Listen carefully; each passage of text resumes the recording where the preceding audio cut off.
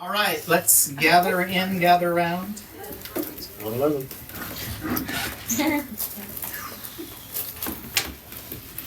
Settle in, settle down. All right. Let's do this. Since Esther will be sharing today, let's have Esther open us back up in prayer, please.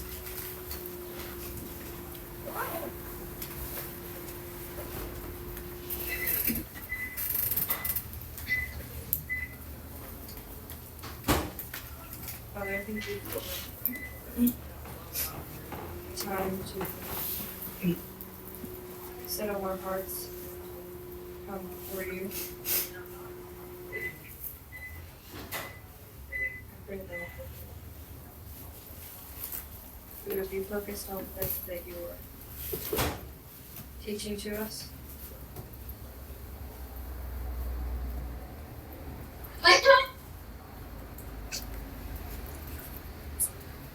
pray that the words that we say would be the actions that we take. Be careful to speak unless it is something that we follow with our life. I pray that we would continue to have grace on each other as we are learning and still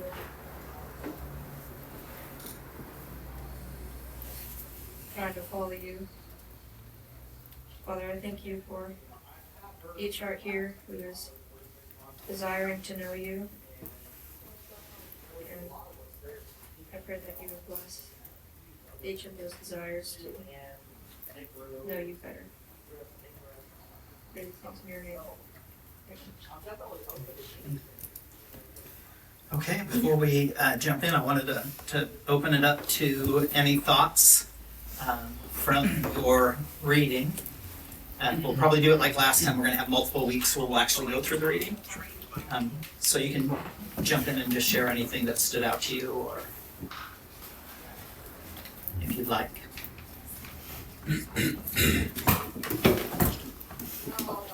Oh, I really liked the character of Judah's mother, actually.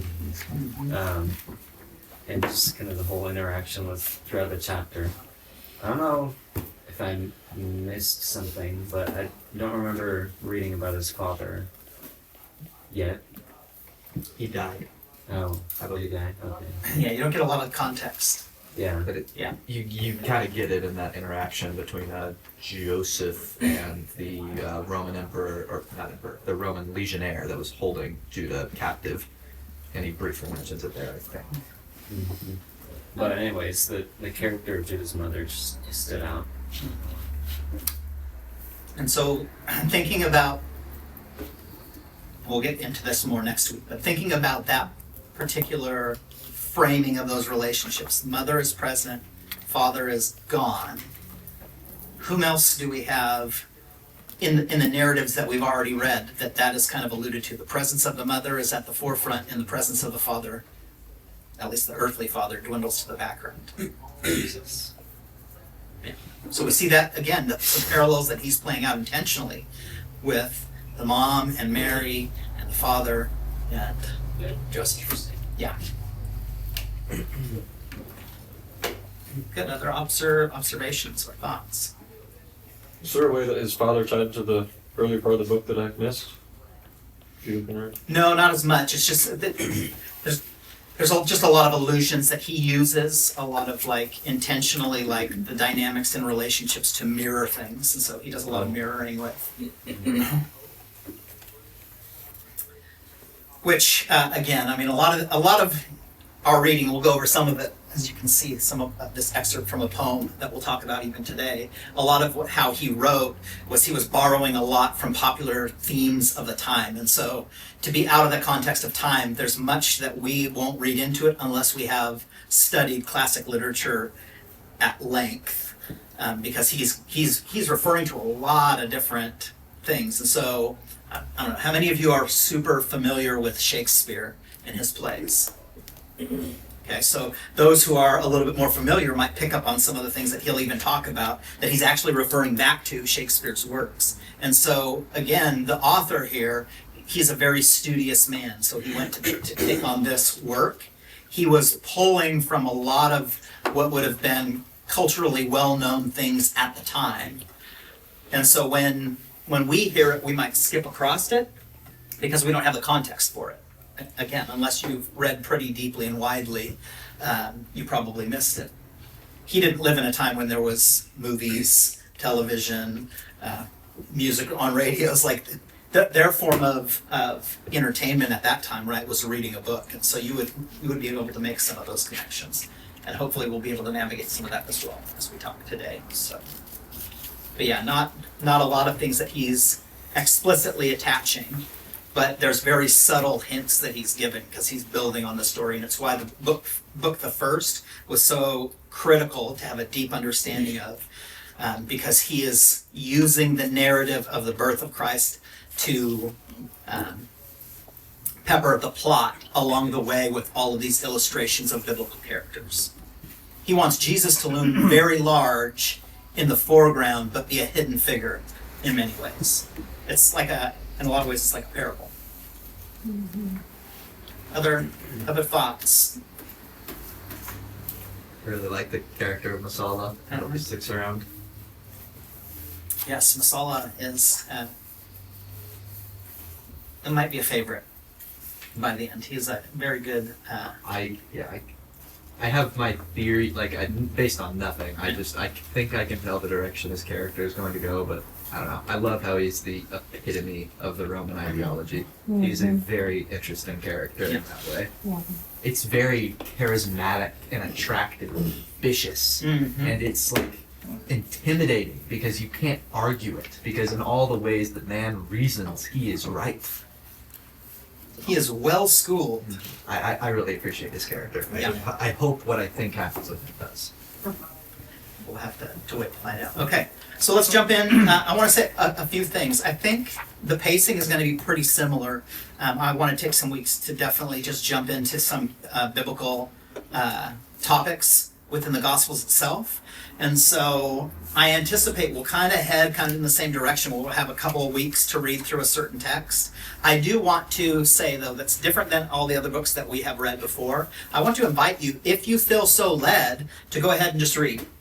Don't feel constrained by the time frames. And so if you want to read through the whole book, go ahead and read through the whole book. What I will ask, though, as we're breaking out in increments, like even this week, we're going to just cover the first 2 chapters of Book II. I would invite you to reread those chapters on the weeks that we don't have reading assigned. Because what I hope, anyways, is that through some of our discourse and dialogue here, it might enhance some of the story. And what I've found now, again, this is the 3rd time that I've gone through it, is much more is opened up to me in a way of understanding. I think because I had a real, the first read through was kind of like, let's get a general context. I already knew the story, so it wasn't like it was a big shock what was taking place. The second time through it, I began to pick up things a little bit more, but the 3rd time through it, it's like, just kiss. And so I would invite you into that as well. But let's start here. Who would like to read, you can either strain your eyes or grab your book, who would like to read this portion of a poem for me, please? Somebody nice and loud and, passionate. I can do it. All right. Thank you. There is a fire, its motion of the soul, which will not dwell in its own narrow being, but aspire beyond the fitting medium of desire. And, but once kindled, quenches evermore, preys upon high adventure, nor can tire of Ought. nor can tire of aught but rest. All right. What does that mean? So the author is, he's obviously placing it here at the start of the book with purpose. And in many ways, he's framing out for us the entire context of what you are about to read. And as I was talking to Jaden, I would hazard to guess none of you have probably read this before. What is this from? Who is Childe Harold? No takers? It was written in a poem, epic poem, the Pilgrimage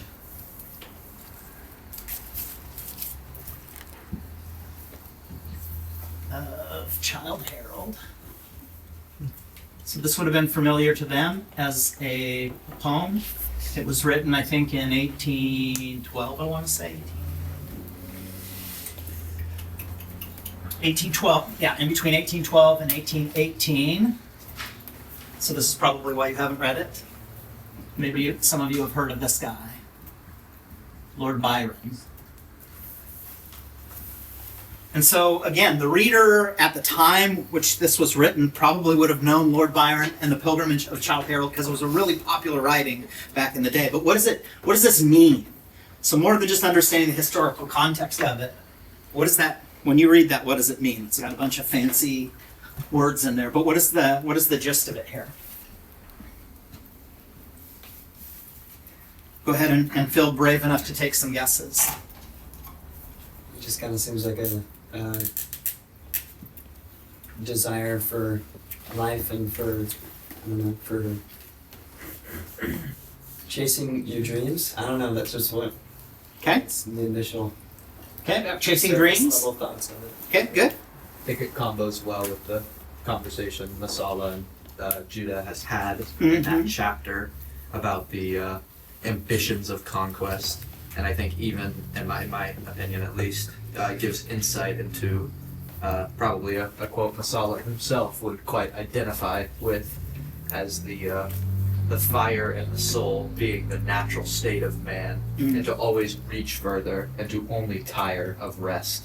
Okay, good. So there's this concept now of like striving, and what we're seeing again is a little bit of foreshadowing, right? Good authors will give us clues to where they're headed. And then the text itself will kind of prove itself out. This is what will separate good author, good authority, from bad authorship or bad authority. Did the story, and we'll play on this a little bit because we're going to focus most of our conversation today around this dialogue between Masala and Judah. Did, in that light, did their dialogue, their interaction, did that prove kind of what he was saying here? So like a proof text of it? Okay, any other thoughts on this? We're going to talk about two words here. Fire and motion are going to be how we frame this out. But let's first talk about the context of the Pilgrimage of Childe Harold. So that whole story was about, wait for it, a pilgrimage of, what's a pilgrimage? It's another word we might use. Some kind of moving So moving, or relocated. relocating, You say maybe like an archive, archive? Meaning what? like a historical. Okay, so like a historical movement. Yeah, we can say that. Did someone say migration back there? I said journey. Oh. Journey, yeah. Transformation. Journey, migration, yes, good. Transformation. That's certainly what he was after. The second part of it wasn't just a pilgrimage, but in that, and somebody said transformation, it's about profound change. Like we've talked about these themes a lot, right? Do you remember this picture here? Really simply, what does this represent? Son's journey. Son's journey, yeah. The son's journey, the hero's journey. Son's journey. Right? We start at home. We have to cross the threshold into the unknown. We reach a place of death, and after death comes rebirth. And then we come to a new place of home, a new place of familiarity. We have to break through that, over that threshold again. We walk again into the place of the unknown. We have to come again to a place of death. And so this profound change here always takes place where? At the point of death, right? Death and then resurrection in the son's journey is always the place in which change occurs, right? And so what does that mean? It means we have to go through death in order to learn the lessons that we need to learn. And this would have been, again, a really popular thematic thing for the Pilgrimage of Childe Harold. The next one is, see if this ties into anything else we read. It's about the search for meaning. And what is he getting at even here in this excerpt? He's wrestling with this idea of what does the soul need or desire for meaning? What is it after? What is it wrestling with?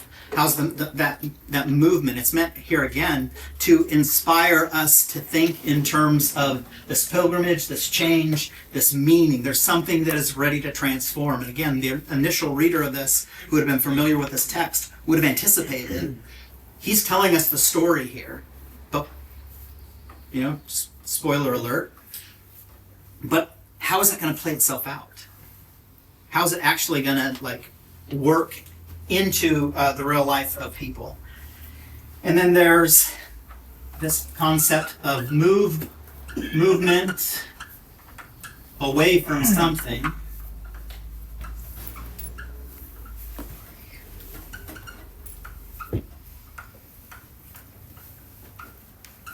Vengeance. What's human vengeance?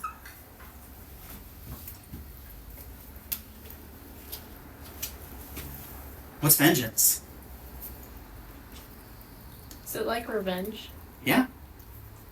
Yeah, that this idea of, getting back at someone because I've been hurt or offended or put upon. And so this is kind of, the story is framed out with this idea of the need to push away from our base desires to want revenge and to then actually go about handling difficulties or challenges in a different way.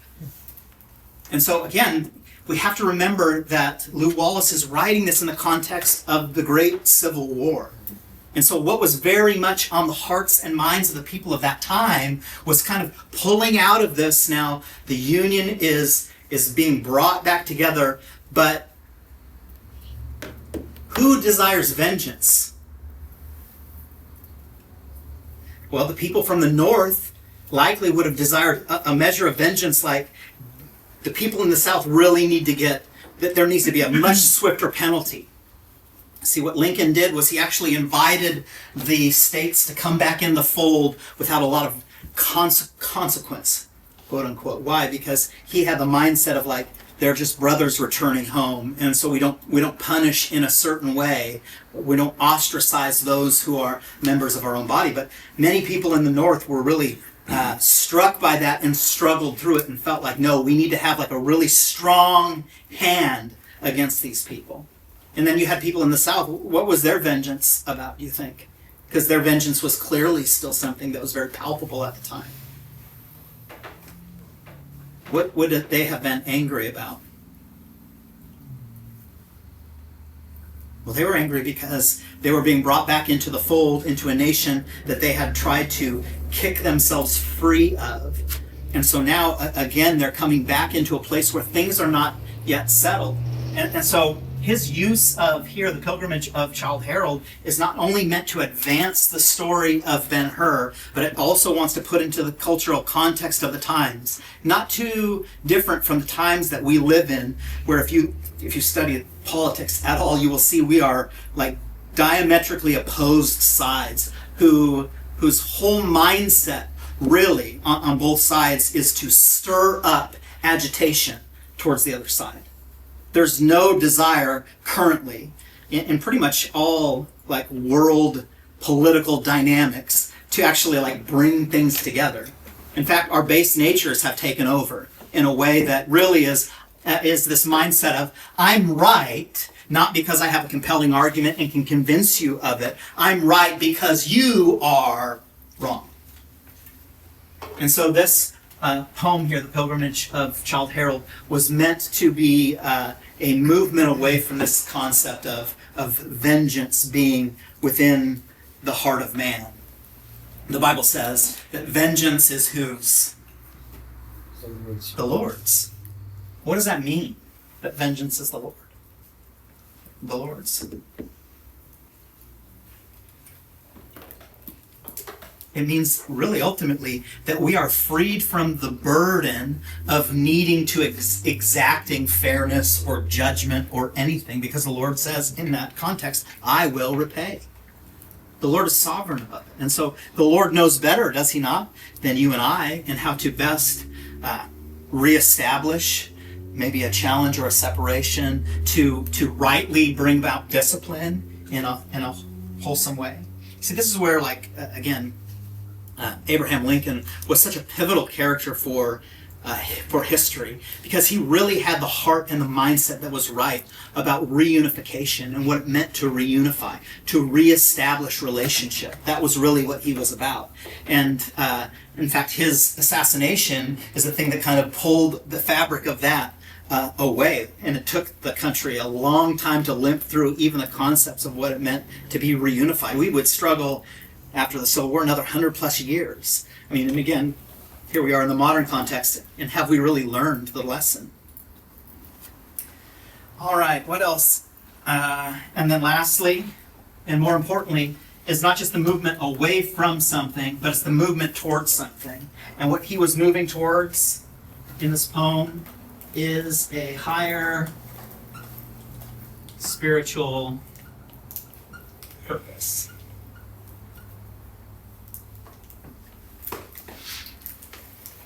And so for us to understand the context of not only the Pilgrimage of Childe Harold, but the story of Ben-Hur, this is the journey or the pilgrimage that the author is going to take us on. He is hoping that we see within the lives of the characters profound change,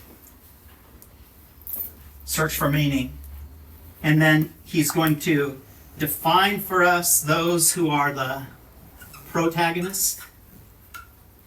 What is a protagonist? Main character. Not just the main character, but the main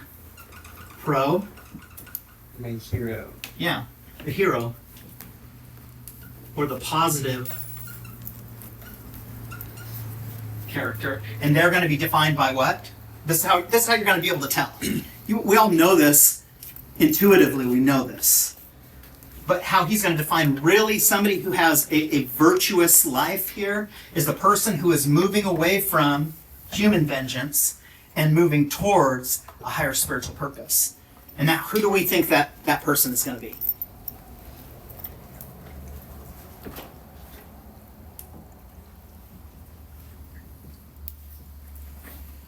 Judah Ben-Hur. He seems like he's going to be the protagonist, which means if we have a protagonist, then we have to have what? Antagonist. An antagonist, which is what? Opposing character. The opposing character, yeah. So, opposing, right? This is the negative. And who is that? Simple. Who's primarily that going to be? Masala. Masala. Okay. So this is some of the context that we need. You guys already read the story, but this is the context that we want to have, because it's a way that we're going to measure throughout, particularly here, throughout Judah's life. We want to measure him by this. Is he moving away from human vengeance, or is he moving towards a higher spiritual purpose? How many of you think that Judah Ben-Hur's character is going to start in a place and never alter? Well, no, we know that within any good story, right, there's character development and there's an arch. How many of you would guess that Judah Ben-Hur is going to stay just a protagonist the whole time? Or how many of you think that we all have the potential, although we might be the protagonist of the story, to fall in line more with the antagonist's way of thinking? Now again, the author wants us to play with these themes in our minds. We don't want to just see Judah as a perfect character, because of course he's not, and in many ways he's not even the primary protagonist of the story. Who is? Jesus. But what we're going to see, and again, putting links to this even in our own lives, what we're going to see is that the person of Christ is really informative to us on how we are to live. And this is going to be the journey of Judah Ben-Hur, as opposed to Masala. Masala will rightly be somebody who represents Rome, and clearly represents Rome. And Rome is opposed to the ways of God. And so again, we'll see this interplay. But let's talk about this again here. There is a fire. What does fire represent? Passion. Yep. The inner passion.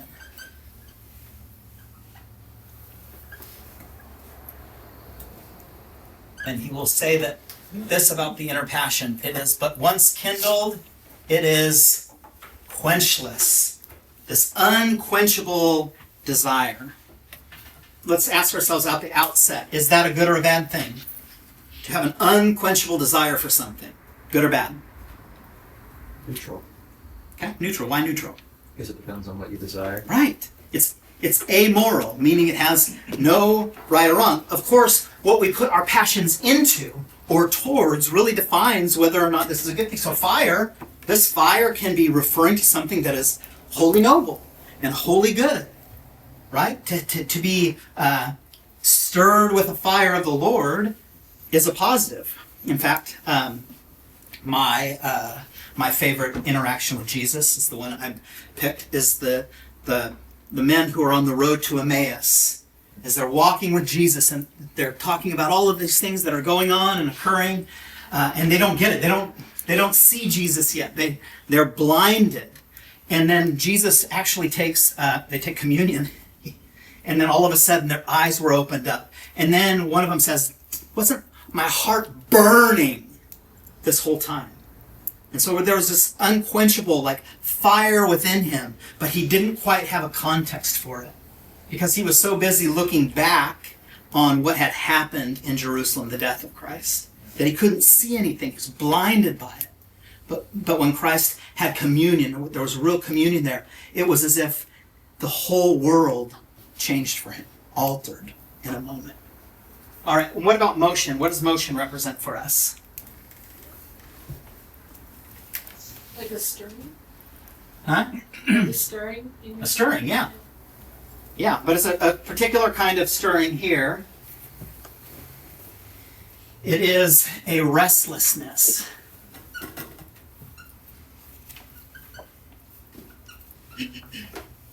Restless movement, action, stirring. And so here, what this poem offers us is that the restless spirit cannot be content, but it is driven to seek experiences beyond just existing. There is an innate desire within the soul of man to experience something that is beyond himself.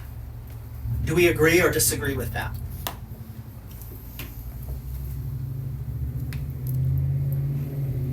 How many of you here just desire to live a mundane, boring, non-adventurous life? Just nothing at all. Just put my head in the sand. Jaden says he's on the fence. I'm coming out of that way, but that's my tendency. Yeah, but is that a tendency? Let's jump back to the last class. Is that nurture or nature? Is that your native stuff? I think that's nature, and I'm being nurtured out of it. Okay, so you would say your tendency is towards a certain way. See, I would even challenge that mindset, because even people who seem like they want to live like a nominal life are searching for something, even in that nominal. It's kind of countercultural. It's like I will withdraw and withhold, and that will be the adventure that I have is within my own mind, within my own world, within my own thoughts. See, we either expand out of that or we retreat into it. But man is created, is he not, in a certain image and likeness? Which is what? God's image and likeness. Is God some person that is adventurous and moving forward and moves into the unknown, or is God just always like fixed and not expansive? Is God limited? How should we be defined as sons of God? Those who are led by what? Spirit of God. The Spirit of God. And where does the Spirit lead us? Yes, the Spirit takes us across the threshold, and the Spirit actually leads us to a place of what? Death. I mean, we see this really clearly throughout all the Scripture, right? When Jesus was baptized, the Spirit immediately, the Bible says, immediately Jesus was led by the Spirit into the wilderness. And not just led into the wilderness, but he was led into the wilderness to be what? Tempted by the devil. That doesn't seem like that's the way things should work. Right? Shouldn't you get baptized and then everything, like, just the heavens open up, everything is great, there's no problems, life is just roses? Well, that's not the nature of who God is. God is always wanting to expand us towards what? Towards greater levels of maturity, greater levels of operation. So again, you guys, I know that we know all these things, but this will give us great context to the story of Ben-Hur and his life. And so what we see is that, yes, we all will possess this inner passion. The question is what are we truly desiring? And if we're honest with ourselves, sometimes those passions are, I don't know, I won't put this on you because maybe you're not like me. Maybe your desires are always holy and pure. But sometimes maybe our passions are for things that are less than. And I wonder what are the reasons that we settle for things that are lesser? Because ultimately I would say the great passion that we desire sometimes can seem out of reach. And yet, what does the whole book, the first, tell us? That actually this desire for something, it actually isn't out of reach at all, because that passion and that desire did what? Came down to earth and became a baby and lived a life. The Father made what seemed inaccessible to become accessible. But accessible in what way? This word Emmanuel, right, means something. Did God just come to be around us? Well, how near did God come to be? How near? Within us, right? And so the thing that we desire most to possess, which is the Father and His way, His Spirit, actually has taken possession of us. This is that divine interchange, right? This thing that we want more than anything has become so accessible that He wants to be placed within the innermost places of mankind. Within the deep recesses of the soul. God wants to take up habitation there, that our soul would be made alive by His Spirit. Okay, so let's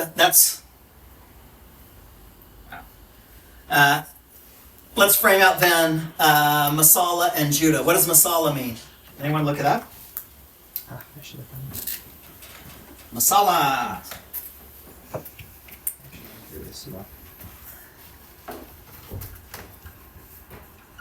A measure or portion.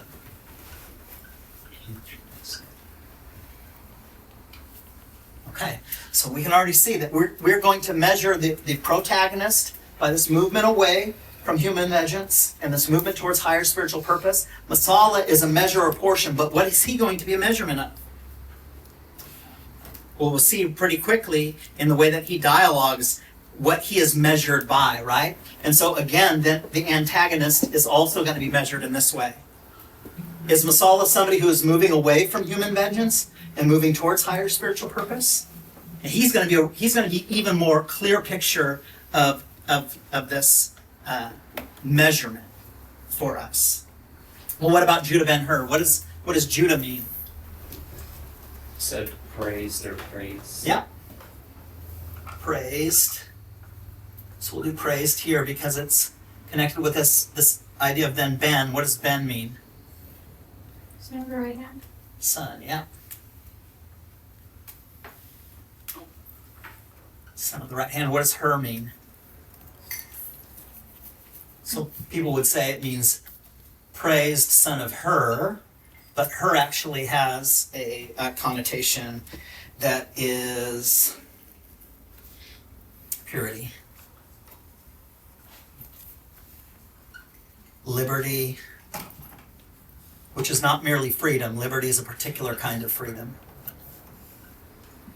Liberty is the kind of freedom that we have that we limit ourselves. So freedom is just, we can do whatever we want, but that's not what true liberty is. Liberty means things like when it is said, all things are permissible, but not all things are profitable. And so I limit the freedoms that I have for the sake of whom?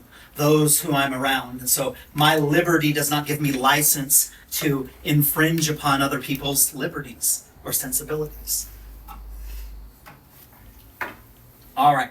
And so who was Masala? We get a context for him that his father was pretty well thought of in Rome, right? He has a high position of prestige. He's the childhood friend of Judah. And so we see that although we're at this advanced place in their lives, that they have this history together. In fact, that history is going to loom pretty large. We don't need to know a lot of what happened with them in the past, because what we know, this dialogue that's going to take place, is really kind of this wrestling with what used to be and what now is, and what has shifted, primarily. Masala has gone away, and he has come under the tutelage of Rome. And so Masala is meant to represent everything that Rome represents, and Judah is meant to represent this older way, this more ancient way. And there's this interplay, right, between the high priest that's stationed there by the Roman procurator and how the governments are changing. There's a little bit of talk of like how Judea has now been lumped in with Samaria, and why is that significant to know? What is Samaria? We talked about this before. Samaria is a region that is filled up with people who would be considered half-breeds. So they're half Jewish, half outsiders, and they would have been shunned primarily by the people who were quote-unquote pure Jews. And so there's some tension already there. And again, he's using these historical dynamics, north and south, the rebels and the Union Army, the right and wrongs of quote-unquote cultures that are even in the context of biblical times. Masala versus Judah Ben-Hur, right? He is intentionally opposing things. What are Judah Ben-Hur and Masala intended to be? Why their childhood? Why is that so significant? They're meant to be brothers. They're meant to represent those who have a common purpose and a common desire and an affection for one another. And that the considerations of one is the consideration of the other. And that is the way that their lives were meant to be framed. And there was a tearing apart of this union together. Again, this is imagery from the Civil War, right? Where literally brother fought against brother, family against family.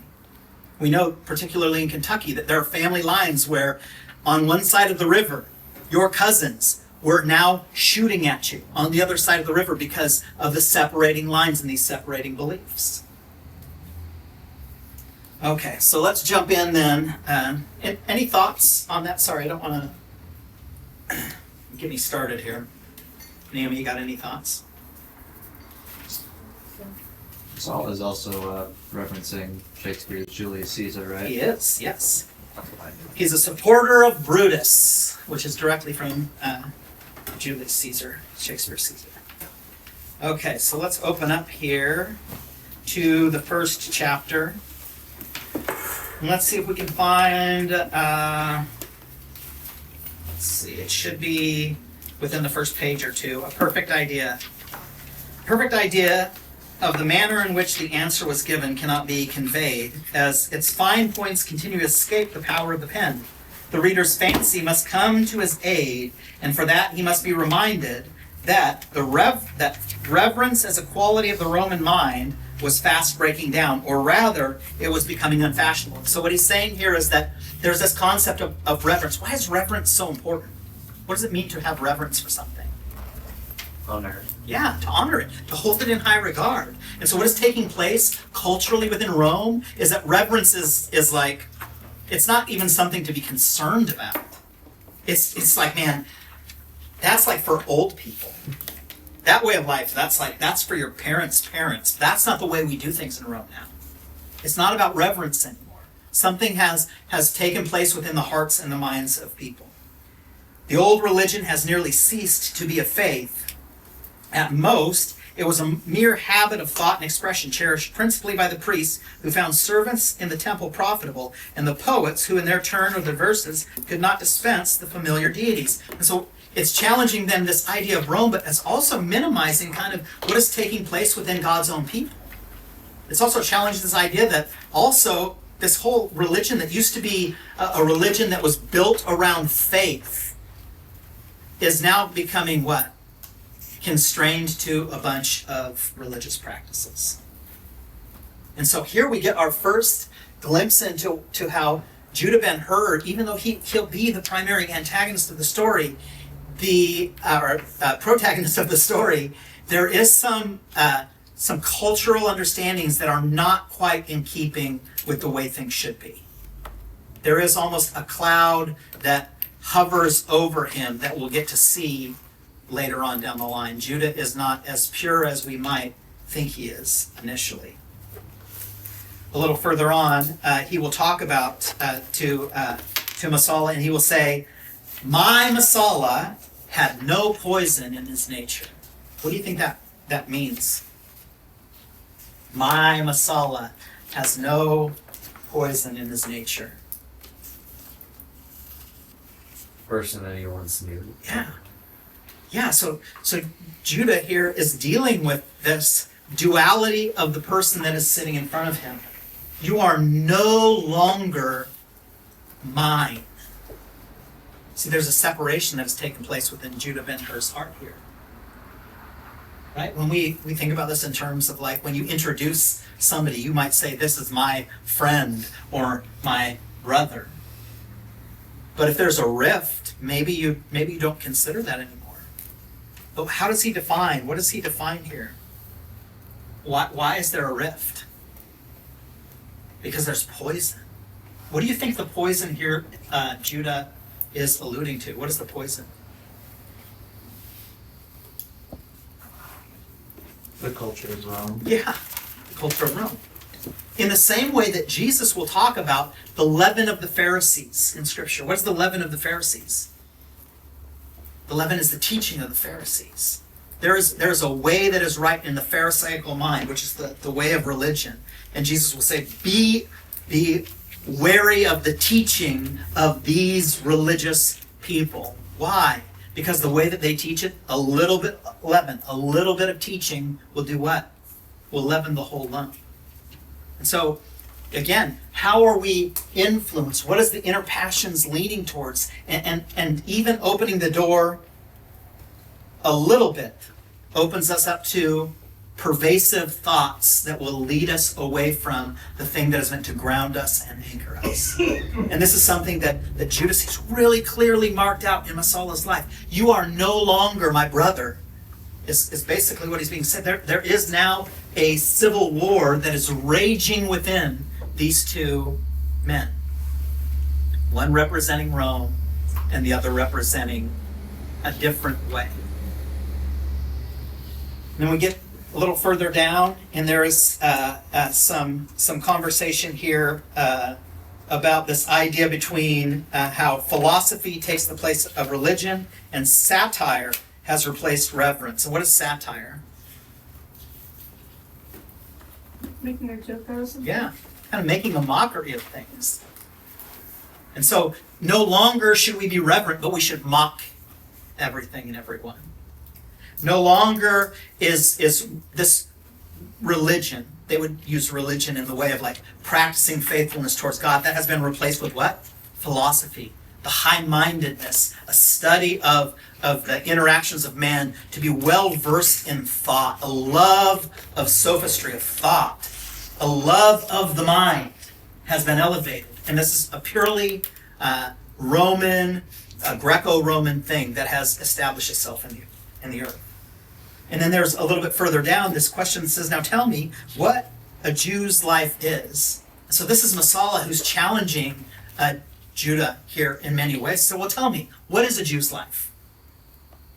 What does that even look like? What does that even entail? Do you even know?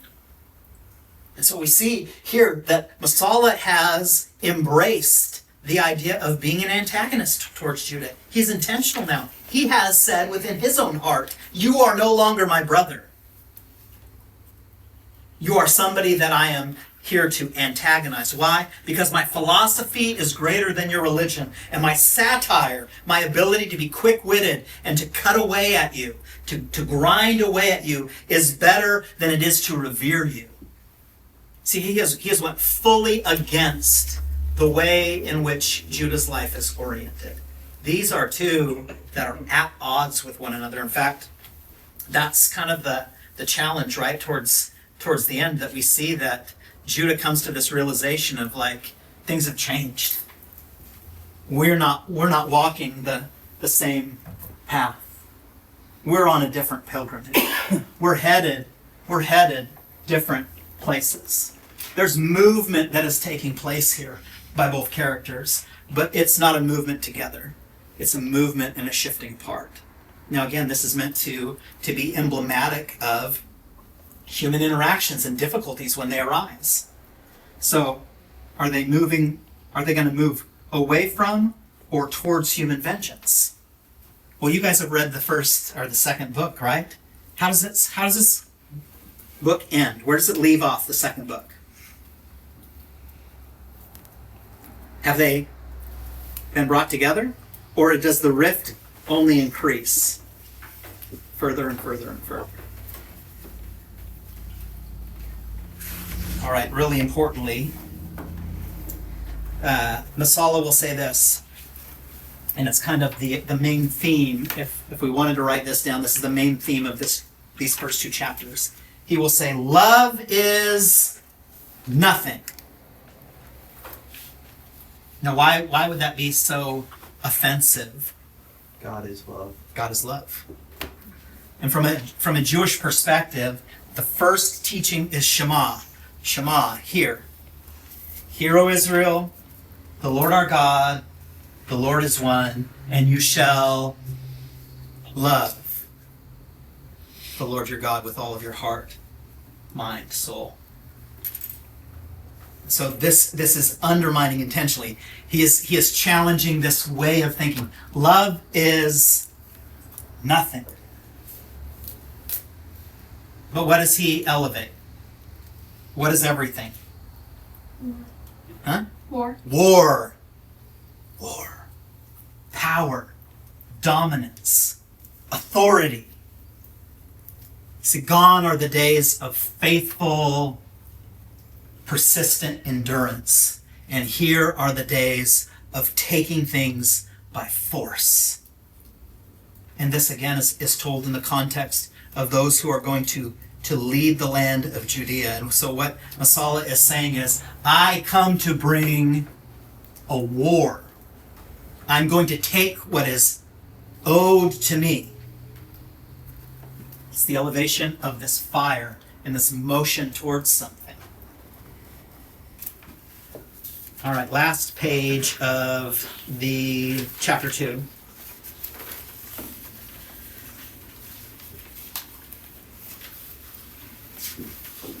Be wise, continued Masala. Give up the follies of Moses and the traditions. See the situation as it is. I mean, is this not this kind of sarcastic, satirical underbiting of all that Judah holds dear? And they will tell you, Rome is the world. Rome is all that matters. He's not wrong. Rome is the world. But the question is the world worth pursuing, having a passion for? Is it? Is the world worth pursuing? What is the modern day equivalent here of this mindset? It's not Rome, but what do you think? In the culture of today's world, what is this mindset that is opposed to love? What do you think? Think it's changed at all? Isn't the mindset still of this day of the carnal nature? Isn't it still about position and power and authority and having either the intellect to gather something or the strength to overtake, right? To be smarter than others, to be stronger than others, to build yourself up, to make a name for yourself, right? Even in the best ways, the culture has shaped this out for you guys about making something of yourselves. Well, what does that even mean? Right? Because you have a good degree and a good job and a good this and a good... Those are all the things that define you. Or you're a good person. Well, are you defined in that way, or are you defined by the antithesis of what Masala is saying, where love is everything? Right? And this is where the author of Corinthians will talk about, right? Like, if you do these things but you don't have love, it is like a clanging of cymbals. It's just a bunch of noise, motion that is useless. But no, there's a better way. Rome is the world. Ask them of Judea, and they will answer. She is what Rome wills. And so now he's projecting on the people there what they really want. What the people in Judea, what the Jews, the Israelites really want is the authority and the power of Rome. They were now at the gate. Judah stopped and took the hand gently from his shoulder and confronted Masala, tears trembling in his eyes. I understand you because you are a Roman. You cannot understand me. I am an Israelite. The line has been drawn. A measure has been set. You have given me suffering today by convincing me that we can never be the friends we have been. Never. Here we part. The peace of the God of my fathers abide with you. Masala offered him his hand. The Jew walked on through the gateway. When he was gone, the Roman was silent a while. Then he too passed through, saying to himself with a toss of the head, be it so. Eros, the god of love, is dead. Mars, the god of war, reigns. Love, Masala would say, is nothing. War is everything. And we see both of our characters are at this really important junction right here, right? Where now they're going to step over into a threshold. In fact, he uses this, right, this gate that they're passing through to represent something within the story.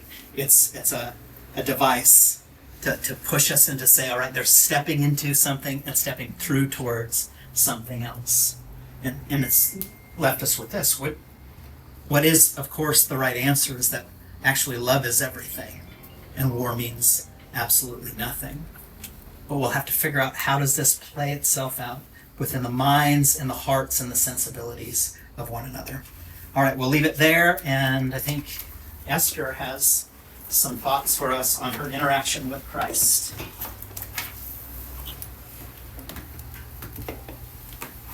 I'll read our scripture that you take. It's the Can you guys hear her in back? No. Okay, you're gonna have to speak up or you'll have to come up front. Please. Nice and loud. I'm reading in Luke 10. I apologize. And the Good Samaritan. Wait. Let's see from here. Yeah, the parable of the Good Samaritan. On one occasion, an expert in law stood up to test Jesus. Teacher, he asked, What must I do to inherit eternal life? What is written in the law? He replied. How do you read it? He answered, love the Lord your God with all your heart, and with all your soul, and with all your strength, and with all your mind.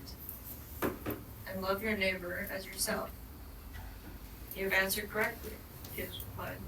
Do this and you will live. But he wanted to justify himself, so he asked Jesus, who is my neighbor? In reply, Jesus said, a man was going down from Jerusalem to Jericho when he was attacked by robbers. They stripped him of his clothes, beat him, and went away, leaving him half dead. A priest happened to be going down the same road, and when he saw the man, he passed by on the other side. So too a Levite. When he came to the place and saw him, passed by on the other side. But a Samaritan, as he traveled, came where the man was, and when he saw him, he took pity on him. He went to him and bandaged his wounds, pouring on oil and wine. Then he put the man on his own donkey, brought him to an inn, and took care of him. The next day he took out 2 denarii and gave them to the innkeeper. Look after him, he said, and when I return I will reimburse you for any extra expense you may have. Which of these 3 do you think was a neighbor to the man who fell into the hands of robbers? The expert in the law replied, the one who had mercy on him. Jesus told him, go and do likewise. I don't really have much to say on the parable and that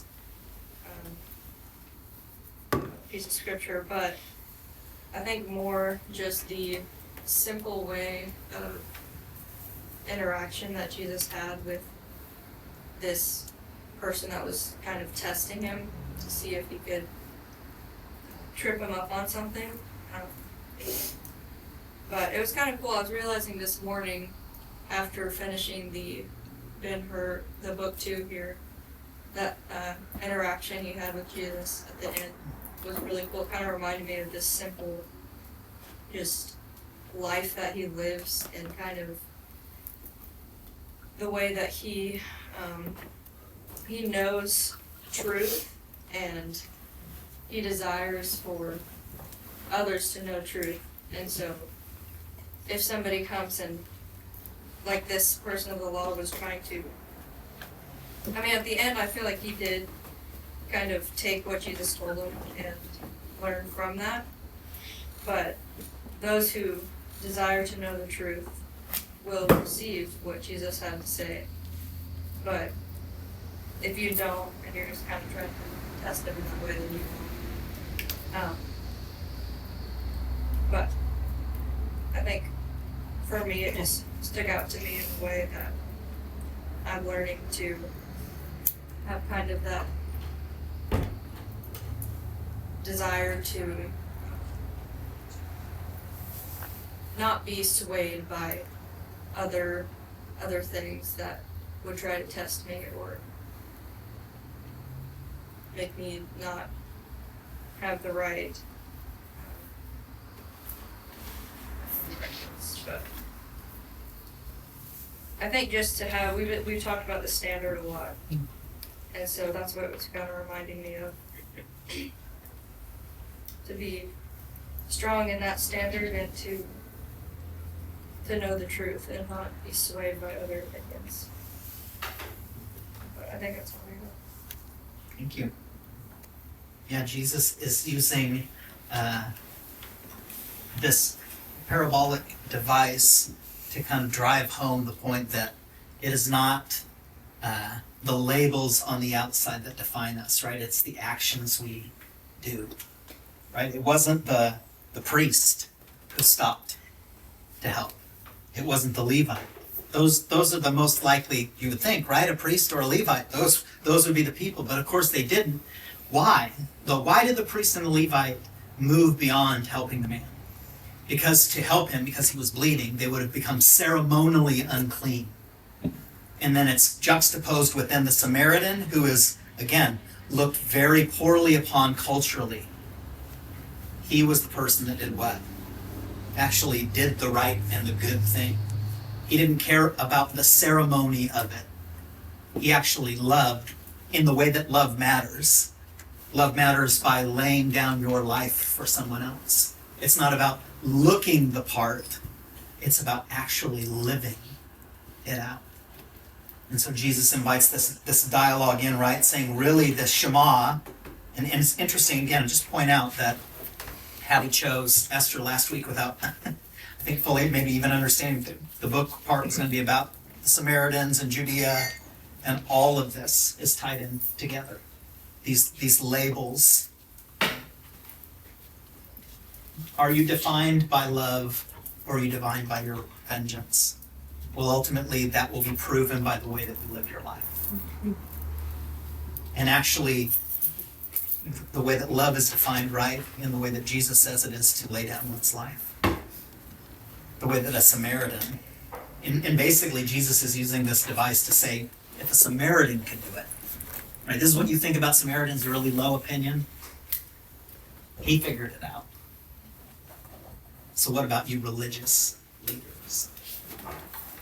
How are we intended to live our life? All right, we'll leave it here for next week. If you haven't read the second book yet, please do so.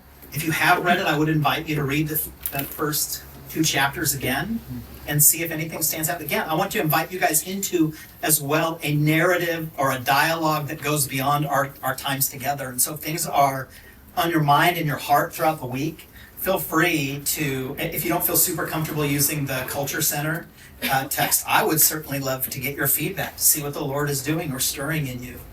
Or if you have something to share as well, something that's just burning in your heart to talk about, feel free to let me know ahead of time and we can carve out time as well for that. All right, let's take a few minutes. Esther to pick the next person. Oh yeah, Esther. Yeah, who's up next? Still Benji. Oh, is that one? Benji, all right. Thank you guys, let's take a few minutes. So wait, we're also reading first 2 chapters of the next book, you said? No, Not in the next book, in this, again, and this the is, one we just read. Okay, yeah, one that we just read, and that's purely optional. got it. You can read ahead if you'd like to. Yes, yeah, feel free to read the whole book if you want to. But and just so you guys know, if you want my thoughts on it, I would strongly encourage you to reread the text that we went through today, You meant but the whole- don't feel compelled to do it. But we just. No, Alrighty, not reading. thanks guys. You guys got-